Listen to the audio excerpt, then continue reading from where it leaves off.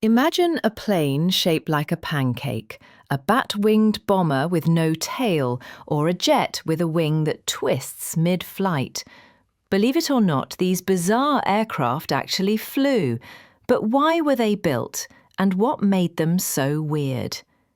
Welcome to FlyHigh Hub, where we dive into the wildest stories in aviation history. Today we're exploring the strangest planes ever designed, bold experiments that pushed the limits of flight and changed aviation forever. So buckle up for a ride through the skies of innovation. Hit that like button, subscribe for more aviation adventures, and let's get started.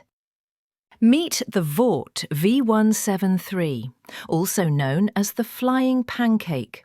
An aircraft that looked like a breakfast item, but actually took to the skies.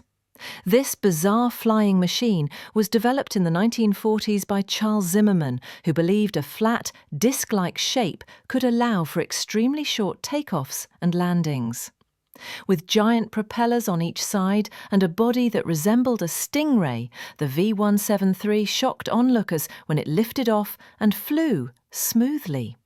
It flew over 190 test flights and even survived a few rough landings. Its unique design allowed it to hover like a helicopter before tilting into level flight. While the plane never went into combat or mass production, it inspired future flying wing and VTOL designs.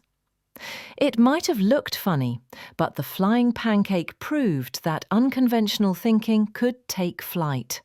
Today, it stands as one of the weirdest and most memorable aircraft that ever flew. This is the McDonnell XF-85 Goblin, a fighter jet so small it didn't even have wheels. Why? It was designed to live inside a bomber.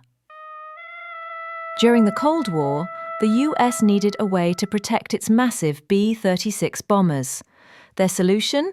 A miniature jet that could launch mid-air, fight off enemies, and return to the bomber, all without ever touching the ground. Sounds insane? It was. The Goblin flew a few successful tests, but docking it back into the bomber, it was nearly impossible. Test pilots called it the most dangerous flying assignment they'd ever faced. One even compared it to trying to fly into a garage while blindfolded in a storm. The project was scrapped, but for a few brief flights, the Goblin proved that even the wildest aviation ideas could actually fly. And in the world of weird aircraft, the XF-85 remains one of the most unforgettable. It looked like something from a sci-fi movie and flew like nothing else. This is the Bartini-Beriev VVA-14, one of the strangest flying machines the Soviet Union ever created. Designed during the Cold War, the VVA-14 was built to patrol oceans and hunt American submarines. But it wasn't your average aircraft. It could take off from water, fly like a plane, and skim just above the waves using ground effect. It was part seaplane, part spaceship. Only one prototype ever flew, and while it did take to the skies, it was plagued with technical problems, especially with the engines and inflatable pontoons. The project was abandoned after just a few test flights. But in 1972, it did fly, and for a brief moment, the Soviet Union proved that even the wildest designs could leave the ground. The VVA-14 remains one of aviation's boldest and weirdest experiments. For years, it was top secret, hidden in the shadows. A strange whale-shaped aircraft that looked more like a mistake than a machine. This is the Northrop Tacit Blue. Designed in the 1980s, during the height of the Cold War, Tacit Blue was a stealth surveillance aircraft like no other. Its goal? To spy on enemy radar systems without ever being seen. And to do that, it had to look nothing like a plane. With its curved body, angled panels and smooth surfaces, it was nearly invisible to radar, but to the human eye, it looked like a flying bathtub. Still, it worked. Tacit Blue flew 135 times before being retired. It never saw combat, never went into production, and never made headlines. But Tacit Blue helped shape the future of stealth aircraft, like the legendary B-2 Spirit. It may look weird, but it changed aviation forever. In the final days of World War II, Nazi engineers were working on something that looked like it came from the future. A jet-powered flying wing, sleek, silent, and deadly. This was the Horten Ho 229. It had no tail, no fuselage, and no propellers, just a smooth, bat-like body powered by twin-jet engines. Designed by the Horten brothers, the goal was simple: build a bomber that could outrun enemy fighters and remain nearly invisible to radar. It flew several test flights before the war ended, and what Allied forces found left them stunned. A prototype unlike anything they had seen, years ahead of its time. The Horten Ho 229 never reached full combat readiness, but its influence echoed through aviation history. Many believe it was the world's first true stealth aircraft. It didn't just fly, it changed the future of flight. At first glance, it looks like a missile with a cockpit, but look closely, and you'll see the pilot sitting inside the engine intake. This is the Leduc 010. Built in post-war France, the Leduc 010 was one of the first aircraft powered by a ramjet engine, an engine with no moving parts that only works at high speeds. It couldn't take off on its own, so it was carried into the sky by another aircraft, then released. With a glass dome cockpit and a hollow fuselage, it was risky, radical, and absolutely ahead of its time. It flew multiple test missions, shocking engineers and military officials alike. The Leduc 010 never entered service, but it proved ramjets were real and paved the way for high-speed propulsion, a flying experiment, a dangerous idea, and a machine that truly took flight. It didn't take off like a plane, it launched like a missile. And instead of wings, it had a giant flying ring.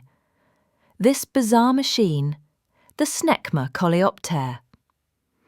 Built in 1950s France, the Coléoptère was a vertical takeoff and landing jet, designed to rise straight into the air, rotate, and then fly horizontally.